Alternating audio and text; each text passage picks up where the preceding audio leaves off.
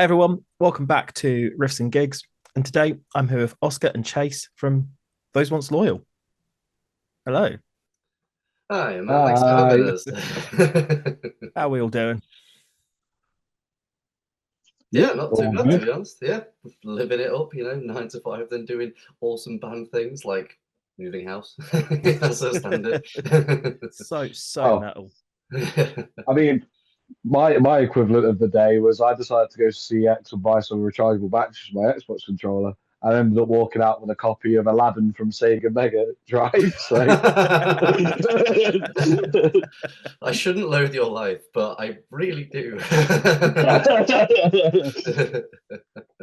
I mean, it's isn't that just every trip to CEX? You say, "Oh, I'm just going to get one thing," and then you walk out with an entire library worth of something.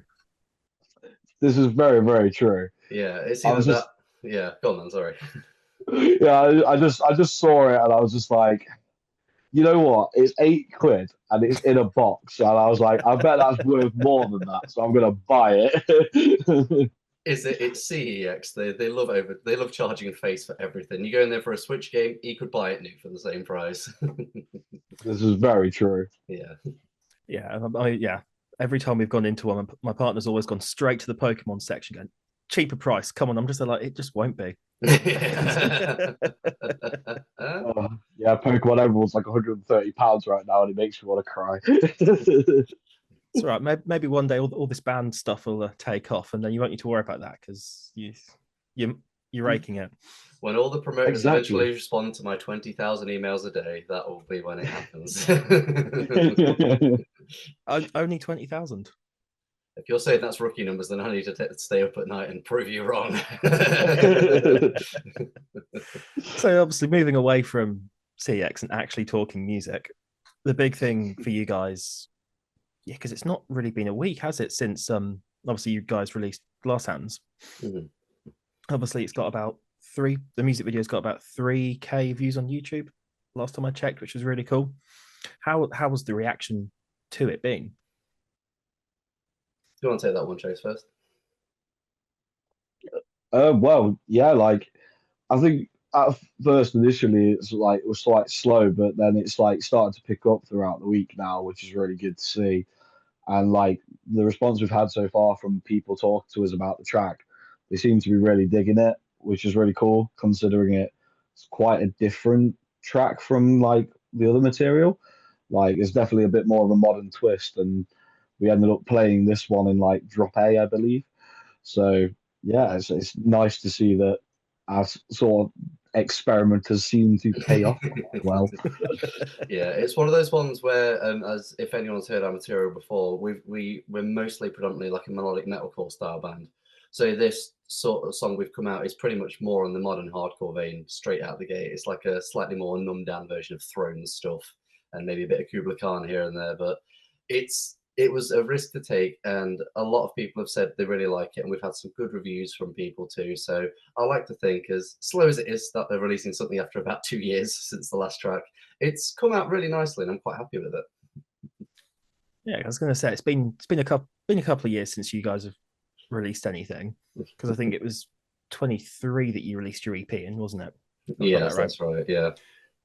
Was what was kind of the main reason behind that delay? Was it just kind of like a natural life happening thing, or was there kind of Waiting stuff for that? me to come along. Oh, here he is.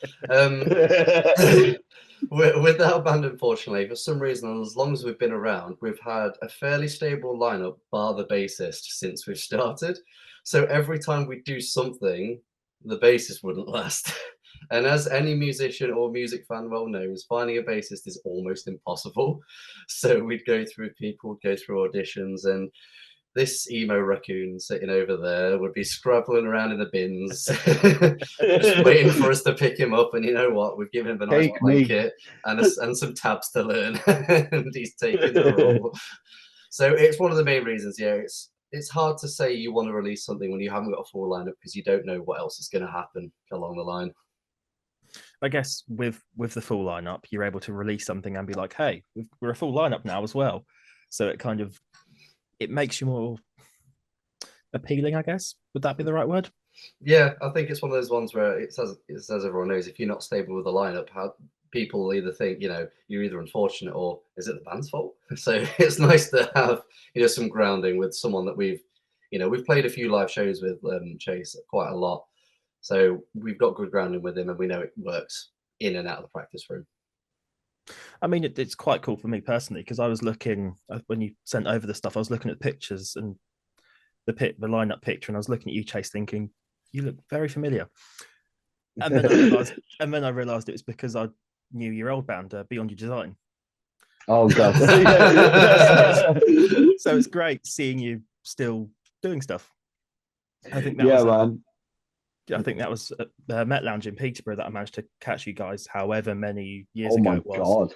Was that the Kill the Lights Jesus. show? That was the That was the Kill the Lights show, yeah. It's going back That's a couple of crazy. years now. Yeah, definitely. That's a throwback, yeah. I did not expect that one. Yeah, it's definitely nice to get back into a band with familiar faces. And, at the end of the day, we've all been mates outside of the band for a long time. So it was a no-brainer to kind of, after the old band decided to part ways, it was kind of like, I think it's finally time to catch up with my boys and actually give it a full try. Mr. Burns, so come crawling back, eh? Literally. So did you do much kind of jamming with the guys before joining, or was it just kind of mates through other ways? Well, I think from my perspective, it was very much, I remember going back a fair few years now, it was one of those things where like me, Oscar, and Tom, and well, yeah, to be fair, I've kind of got like an individual relationship with all of them outside of the band, and it was one of those things with, in particular with Oscar, it was kind of like we'd always talk about stuff, and I knew that they didn't have a bassist at one point, and I literally just turned to him one day, I was like, look, if you want me to fill in for some shows, like I'm happy to, because I couldn't be full time because I was too busy being in other bands, being a band slot. So it was one of those things where, like, over the time, it like TOL was always struggling to find a permanent member, and I just luckily ended up getting lucky with them to play some of the bigger shows, which was very nice. And then over time, it was one of those things where, yeah, once my bands had disparted, it was just like, well, it makes sense to give it a run, give it a try, and actually try because I already know the set. It was just, you know, like we didn't really like jam as much, really. Like we obviously play some covers in rehearsal every now and again, but no, it was pretty much learn the tabs, turned up, already knew the set, and crack on basically. Good to go. And some of the bigger shows that you've mentioned, kind of I was looking through the stuff that you sent. You've had some good ones. So how did they sort of come about, or was it just pure chance? That's that's my side of things. So it's some of them are absolutely luck of the draw sort of things. Like our biggest one that we've done that isn't a festival appearance would have to be the Atreyu show at Rock City, because that tour, I'm pretty sure Atreyu were going around Europe with I think Creeper and someone else, and they'd also announced the UK. So everyone's instinct was, oh, they're probably just bringing Creeper here as well. Until Creeper announced the tour alongside Atreyu, not on the same lineup. So come about a week or two just before Atreyu's show at Nottingham's Rock City, I just get this email through from DHP saying, "Hey, how you doing? Hope you're well. Do you guys want to support Atreyu?" And I was just there like, yes, of course. What do you take me for? So it's ones like that. And Bloodstock was Simon of Bloodstock, the one who books a lot of like the New Blood and the once Jaeger stage. I think is it the EMP stage now? I can't quite remember. But the smaller ones. Yeah, the smaller ones, yeah, because we got to play Bloodstock on the fourth stage, so the smallest one, but by no means was it a small crowd at all. Bloodstock's Bloodstock. Yeah, literally everyone would turn out in their droves for any sort of music in any band at that point. I think it did help as well that we have a name that's very similar to Bolt Thrower's EP, and maybe people thought we would be very similar until they heard the 0578 riffs clean singing, and we ruined everyone's morning. But it was a lot of look, but it was also trying to work around what we know could work. So it was a bit 50-50. It's a lot harder nowadays to get gigs like that, but we still have to be very grateful for what we've done at this point. Yeah, because how long have you guys been a project then? It's been about 5 years or so, hasn't it? Yeah, I'd say officially it's been about 5 years. We were quite unfortunate to finally get properly off the ground like the year before the evil COVID plague pandemic thing. So 2 of those years are in the void somewhere in the bin. But yeah, I'd say it's been officially about 5 years, but full lineup about a few months. And this is a lineup that will stay. Yeah. Yeah. He's not I hope allowed to I'm not leave. getting kicked out yet. You're not allowed to leave, mate. I'm not putting up another ad in a different, slightly different colour.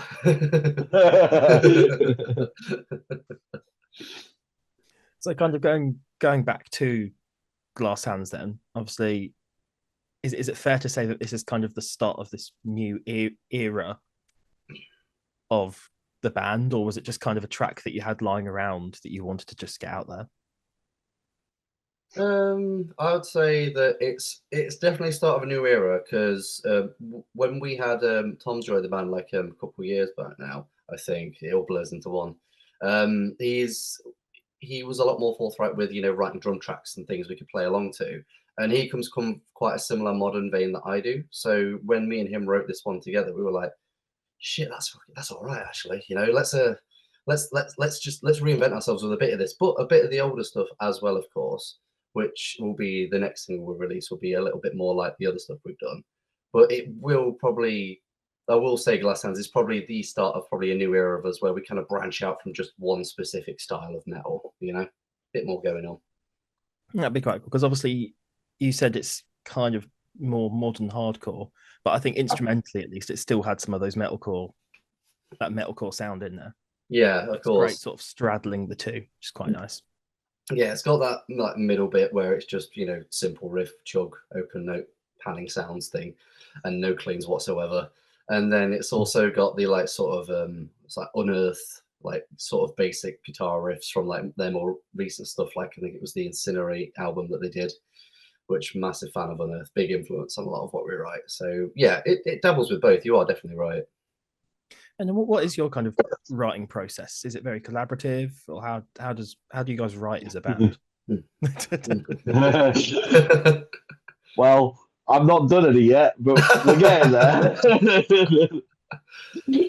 To be fair, what it is like at the minute is what will usually happen is me and the drummer will come up with sort of like a basic structure, your drums and your guitar, and then we'll farm it out to the rest of the guys to write their parts. So we've got another single we're releasing soonish. We're not 100% sure yet when, but then all the material after that, for example, Chase will be writing his own bass lines because when you write the guitar, you kind of just think, cool, make it match, just make it match, whatever. Root notes. Yeah, root notes, or in Chase's case, something his tiny little walled sausage fingers can't reach. So so I need to dial that back in. But I everyone adds can't their wait own to write layer. my own bits, just so that I don't have to do all this like flicky nonsense with my small hand. But it is one of those ones where at the minute me and Tom write the basis, and then we farm it out to everyone else to write their own bit on top. So it does become something everyone's done together, and not just what I think some bands probably are guilty of is having songwriters and almost the equivalent of cover musicians playing their material, if you know what I mean. Everyone's got their own bit. Which is quite nice. And then when it comes to recording, are you kind of going down the DIY route, or are you more kind of studio doing it that way? Unfortunately, Chase has not been really in the studio with us yet, but I think he's probably the same with me. And we generally do try and go and do it in the studio. So we recorded this one with a 7 Hertz audio, which is Tristan. It's Tristan Hill. He's in a band called Chase left from me. What band is he in? Is it? He was in Azazel, if they're still going. Okay, passive Azazel then. And Because they have we've been all quiet.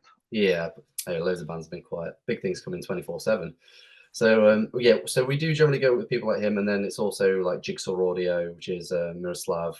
We'd like to work with mixing and recording engineers because they generally push you so much harder than maybe just sitting in your guitarist spare room and just being like, that's good enough. You want to lay as much down as you can that you've done well, so they don't have to tidy up all the rest of it. It makes you feel like a better musician, and I'd rather support a studio at the same time because it'd be an oxymoron if we complained about not getting paid if we didn't support other strands of music. Yeah, and that makes perfect sense. Just kind of helping out everyone out, supporting everyone. Hmm. So where Yeah. because obviously you're Nottingham based, really, Yeah, are the studios that you go to kind of local to you as well, or a bit further afield? they are literally in Nottingham, I think. Jigsaw's Well, Pixel's more Derby, isn't it? more Derby, yeah, that's right, yeah. And 7 Hertz, I think that is a bit more north, isn't it? I think I can't specifically remember. It's definitely still in Nottinghamshire, but I Is can't it quite like remember the maybe exact. Lincoln Way or something? Maybe. I don't drive. I just get in the car and until I get taken to the studio. I just turn up. Just get in the car, Oscar. We're going on adventure. Have you bought Trivium CDs? I was going to say, yeah, you got them from CEX, but you can't get CDs from CEX, so that just defeats the whole Not thing. anymore, sadly. So Oh, depressing. heartbreaking. I wonder what they did with all those. Am I showing my age then? Were you did you used to be able to get CDs from CEX? Yeah, I used to get some every now and again. I'm I'm showing my age now. now it's just finding whatever you can in the cheap second-hand charity shops and hoping there's something good in there. Yeah, or running Hey, I head found first some into a baggers. car boot. Yeah. I genuinely found Deftones' White Pony in an Oxfam once. What a find that was! But was it for a fair price? That's the question. It was £2, so I won't Yep, complain. Take that. good price. So then, with again, kind of focusing on Glass Hand still, what's kind of the story behind the track? Was there anything that caused you guys to write the track, or how did it come about? It's a tough one because obviously, like the lyrical side of things, Matt, our vocalist, dabbles more into that one. When it came to writing Glass Hands, I think it was at a point where I was trying to like just experiment more with more modern music. Which, as silly as it sounds, it's like what's in now and what do we like at the same time. Maybe we can try something like that, and that's kind of where it spawned from. It's like the culmination of wanting to evolve and understanding that you need to evolve, and that's what made the musical side of Glass Hands. Lyrically, Chase might correct me on this because I might not be 100% right. I'm pretty sure it was something to do with like politics, like the side where Yeah, people in power say one thing, do another. So you can't really trust like those in power, and like their power will shatter, like Glass Hands, for example. I think that's about yeah, you right. completely nailed. Yeah, you Yeah, pretty much nailed that on the head. Yeah, It's you very kind of politically driven metal. Again, it's another kind of common piece of yeah. that genre. We don't always do politics. It's not the most. To be fair, this is probably the first one we've actually done that's political. Like as much as it's all very important things like that, we don't generally include it all the time because we don't like to try and overwash opinion at that point. Always pay attention, always listen, always have an opinion, but keep it level. It's yeah. I about think. finding. Oh, I was gonna say it's very much a big. From what I could tell from the lyrics of this one, it's very much a big fuck you to those in power, which Yeah. is like the most political TRL song I'm aware of. It's hardcore punk, man. I guess it's finding that line as well because obviously you want something that the audience will enjoy as well. You don't Yeah. want something that they go, oh, not another this one. It's about finding that balance. So obviously you've released Glass Hands. Have you gigged much so far this year at all? Have you got many gigs lined up this year? Or We've had a very unfortunate start to the year where we've had a few shows lined up, and I think we've had about 4 of them be cancelled for one reason or another. One of them was really unfortunate. We were set to have a headliner show at a corporation for the Metal to the Masses as like an invited guest headliner. is that the one But in Sheffield? yeah, Yeah, that's the one. Yeah, Corp in Sheffield. And we were quite excited about that because we get to get back to Corp. We get to headline for, really good reason as well. Metal to the Masses, great initiative. But they got the booking wrong and it clashed with another artist. So they had to move it one day ahead. And that was the day that half of us were at Papa Roach, so we couldn't do it. And we were like, were we really going to sell our tickets to play a show? Of course we're not. Especially on the tour that they were doing. Yeah. Was that the Infest 25 years tour? Yeah. Yeah. With Wage War as the main support, yeah. Yeah, I didn't go to that one, but I did see pictures and it looked like a good one. So insane. Like the production was mind blowing. So glad we went. Kind of depressed about not playing co-op, but yeah, it is what it is. And they mentioned hopefully next year we'll hopefully have another chance. So we will be at crossed. least, at the very least, be doing another guest headliner slot for next year's Bloodstock, but we may be doing our own separate headliner then purely for ourselves a little bit later in the year. But we're going to tie that into maybe something around then at that point. Yeah, that's fair. Try and get it into like a double biller of shows. Yeah, absolutely. Make it a weekender out of it. So did you guys go through? Nice. So did you guys go through Metal to the Masses at all then, when you were kind of starting out, or how did that connection?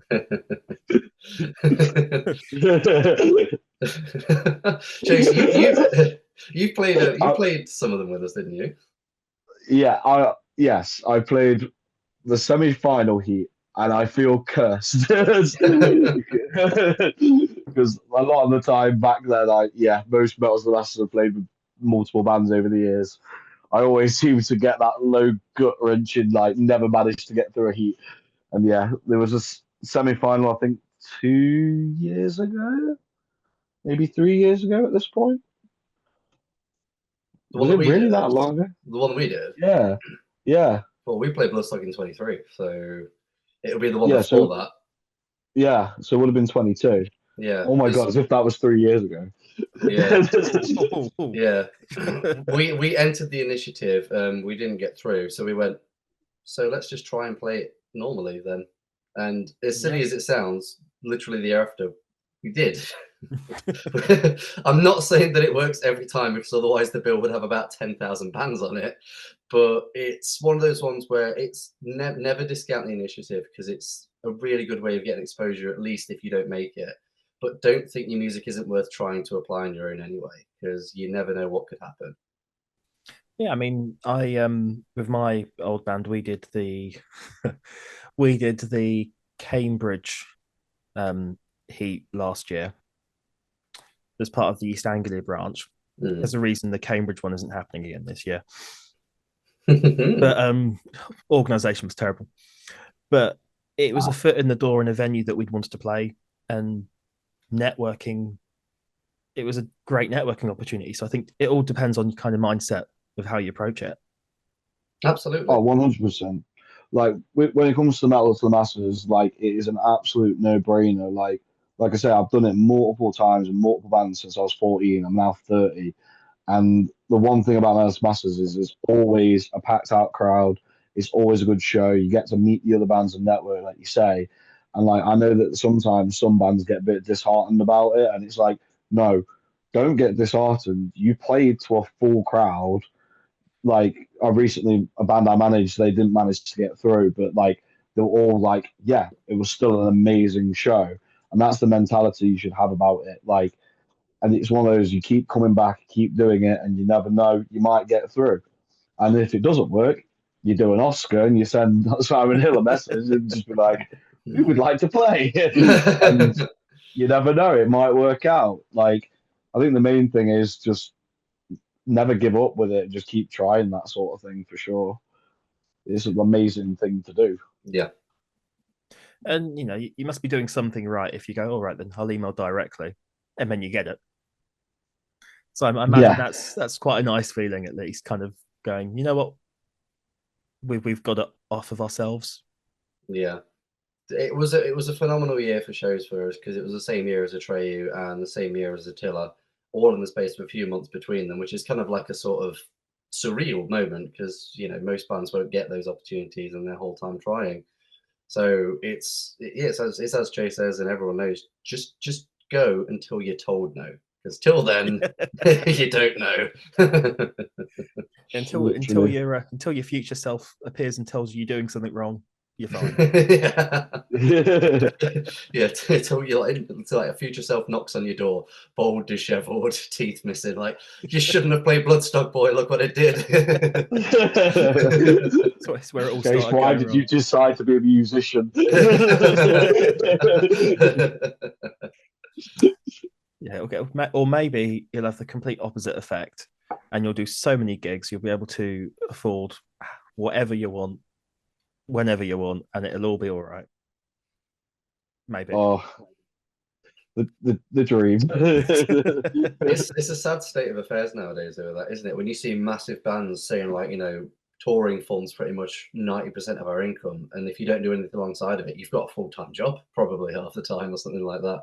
I think it was the Bury Tomorrow guys that don't actually do music full-time. Some of them still work in the NHS. It's insane to think even at that level that it's not possible. It really puts it into perspective as well, because obviously, you've got one end, a lot of the venues that are closing, the bands are struggling to put an audience. It does make you wonder where things will kind of be in a few years. Yeah, it is worrying, because I suppose a lot of people, I think we're all guilty of it, where a lot of people don't want to spend the 10, 12, sometimes £15 on a local show.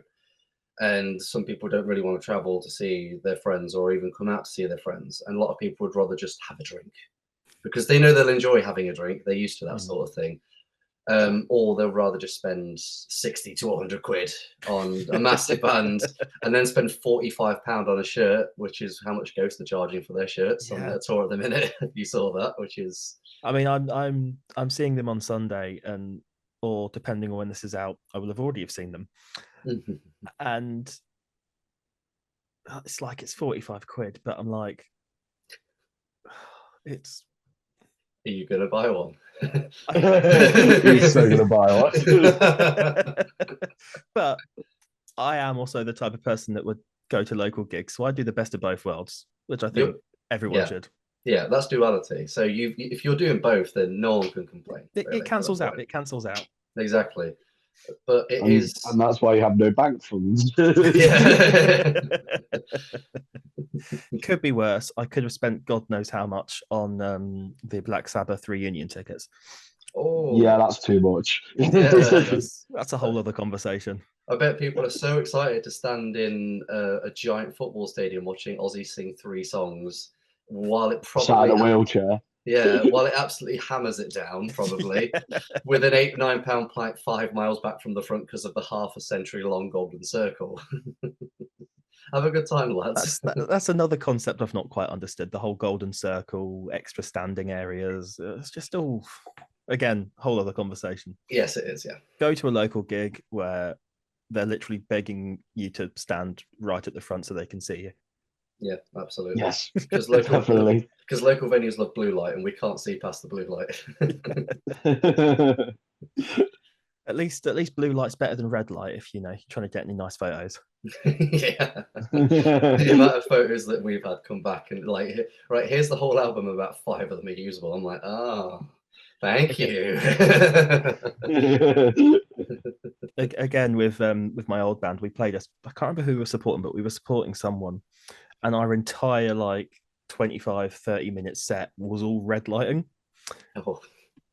And it's just like, why? Who's decided that was a good idea? And that's where you learn from your mistakes. We just find someone else to do the lighting. That's the mistake. Yeah.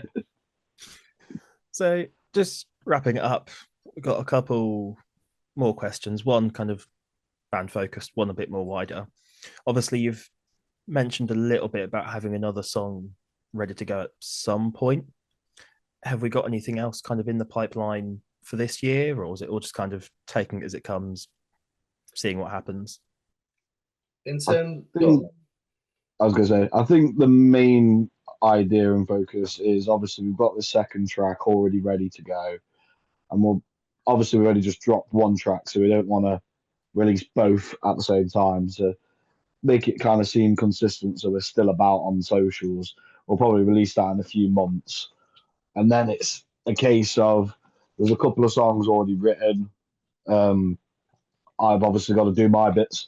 And then it's a case of starting to write some new stuff. And I think the general idea would be hopefully aiming towards making some form of a like product, like an EP or an album, depending on how things go.